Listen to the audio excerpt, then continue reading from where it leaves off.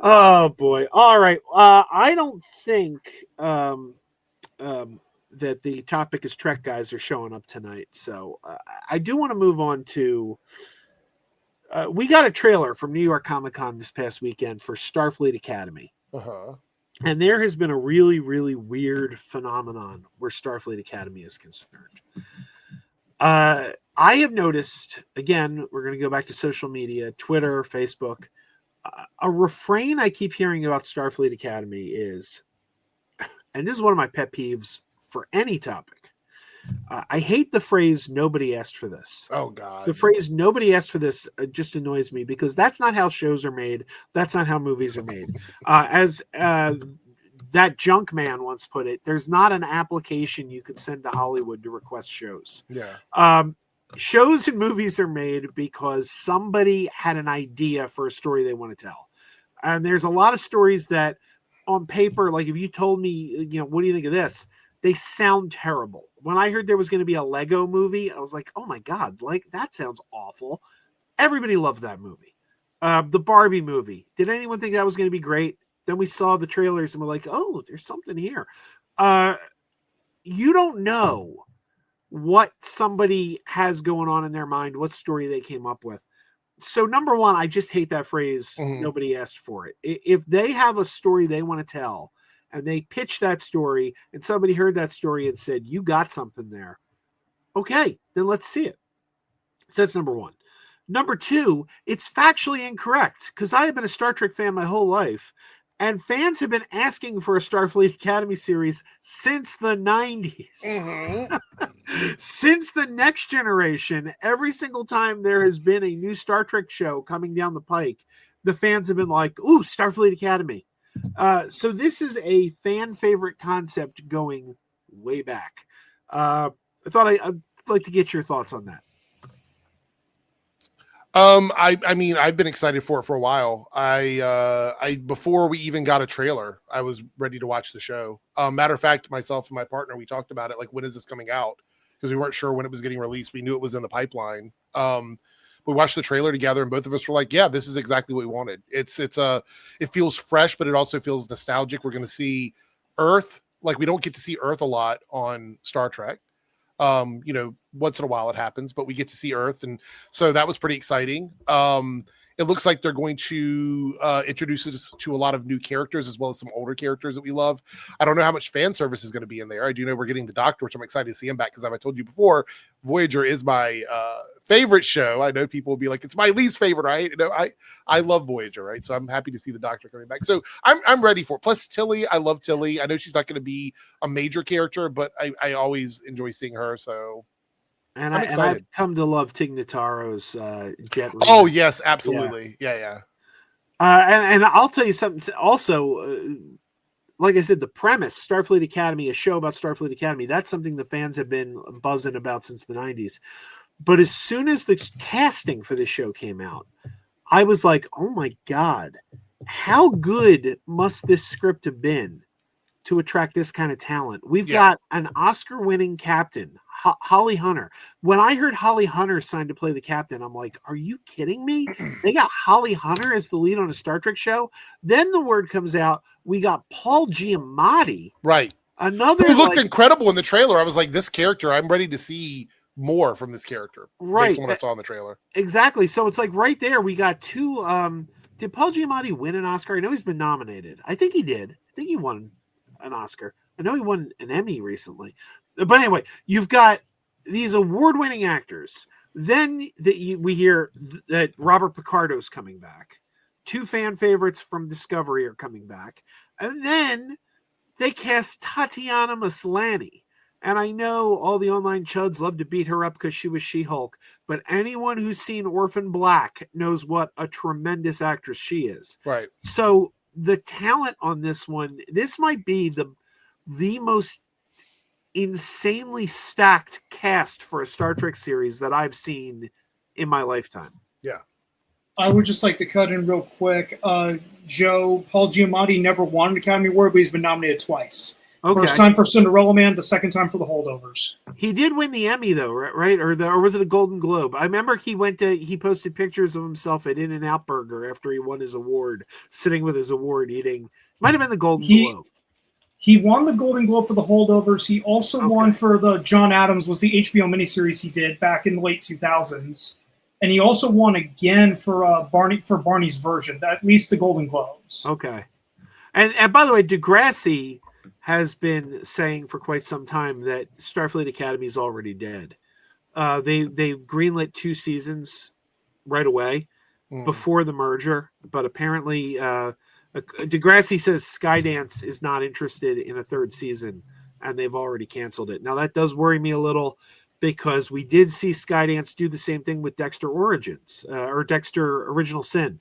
I can say this: if they get rid of Paramount, I'm done.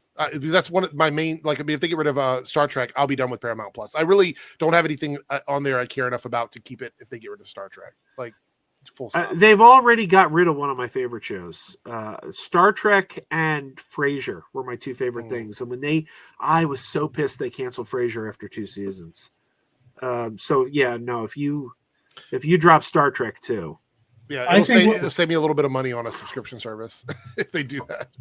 I think what's going to honestly hurt this Star Trek show, the Starfleet Academy, is these like little rinky-dink 10-episode seasons.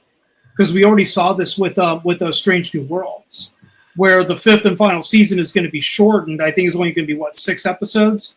So like in total, Strange New Worlds is only going to have like 46 episodes across 5 seasons. Whereas if you compare it to the original series, it only ran for 3 seasons, but I think had 80 episodes if you include the cage, or was it 79? That's if you include the cage. Yeah, I think I like the short seasons because I feel like we get higher quality episodes. Like if you watch The Next Generation, I love The Next Generation. There's some bad episodes of The Next Generation. I mean, there's a lot of blogs out there that tell you can skip like 50% of the seasons usually. What was the joke from Futurama where Fry said, "You never saw Star Trek? 79 episodes, about 20 good ones." Oh yeah, that was where No Fan Has Gone Before. Yeah. That was the one with Welshie. Yeah, Welshie. Speaking of Welshie, Caitlin Creates says, "I watched all your videos on Dragon Con Joe." Thank you, appreciate it. Will I be there in 2026? Yes.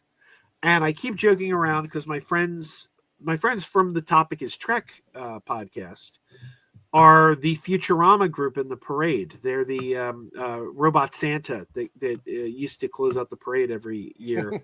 Though they I think the volunteers close it out now. But they keep telling me you need a Futurama cosplay so you can join us in the parade, and I keep joking I'm going to be Welshie.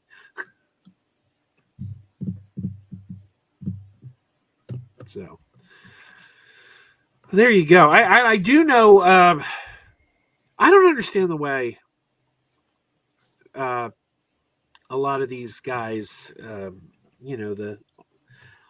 all the online grifters. I don't really understand the way they think. Because when the trailer for Starfleet Academy came out, the first thing they did was count the white guys. They were pausing the cast and being like, "How many white men are here?"